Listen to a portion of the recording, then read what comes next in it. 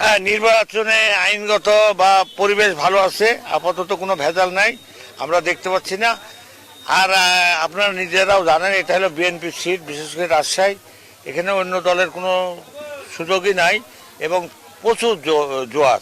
বিশেষ করে তারেক রহমান আসার পর থেকেই আমরা লক্ষ্য করে দেখছি মানুষের মনোভাব আরও ভালো এবং মানুষ রাস্তায় নামে গেছে। আমি রাস্তাতে হাঁটতে পারছি না, মা বোনের ভিড়ে আমি রাস্তাতে হাঁটছি, গাড়ি থামায়, মেয়েরাই আমাকে গাড়ি থামায় রাখছে এখানে যে আপনারা থামেন। আপনারা দেখছেন না, অনেক মহিলারা এখানে আছে, তাদের আগ্রহ যে আগামী দিন ধানের শীষ হবে এবং তাদের যে তারেক রহমান সাহেব যে কথাগুলো তাদেরকে দিছে, ফ্যামিলি কার্ড, তারপরে স্বাস্থ্য কার্ড এবং নতুন বাংলাদেশে যে স্বপ্ন দেখাইছে, বেকার সমস্যার যে সমস্যাগুলো দেখাইছে, এইগুলা ক্যান্ডিডেটের কাছ থেকেও তারা শুনতে চায়।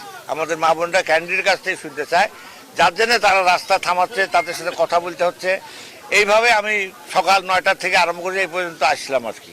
ধন্যবাদ আপনাকে। যেমনটি বলছিলেন যে প্রচারণা চালাচ্ছেন, ভোটারদের ব্যাপক সাড়া পাচ্ছেন, বিশেষ করে নারী ভোটারদের কিন্তু আমরা দেখেছি যে তারা প্রার্থীদের যে প্রচারণা সেখানে কিন্তু নারীরাও অংশ নিচ্ছেন এবং অর্ধেকের বেশি ভোটার নারী হয়, কিন্তু নারী এবং তরুণ ভোটারদের প্রতি প্রার্থীদের গুরুত্ব অনেকটাই বেশি। এ ছিল রাজশাহী 6 আসন থেকে সর্বশেষ আসিফ টিপু। মুর্তজা, ধন্যবাদ আপনাকে।